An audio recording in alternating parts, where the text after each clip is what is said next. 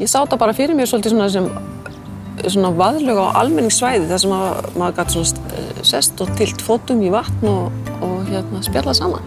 Maður sér þetta svona víða í borgum að fólk að busla í vatni, venjulega köldu vatni. Þannig að í heitum borgum og kæla sig. Hér þarf maður kannski ekki alltaf ofta að kæla sig. Ég sá svona kappklætt fólk fyrir mér í fótabaði í snjókomum. Okkur vantar fleiri vaðlaugar og gosbrunna og við höfum fullt af vatni og ég held að þetta sé bara fyrsta vaðlaugin af mörgum. Og færa út alla okkar sundlaugamenningu svona meira út í sjáanlega umhverfi borgarinnar. Já. Þetta að við erum að nota heita vatnið á svona skemmtilegan hátt til þess að búa til betra mannlíf. Það var gaman að sjá hugmyndir verða veruleika. Nú hefur maður ekkert svo mikil áhrif á útfærsluna þegar maður kasti fram hugmyndin inn í svona betri Reykjavík en mér finnst þetta hafa tekist vel til. Ég held að það sé líka allt til að fara bara á haustinn og veturna og það var almenn ánægja með þessa hugmynd hjá okkur. Algjörlega. Já.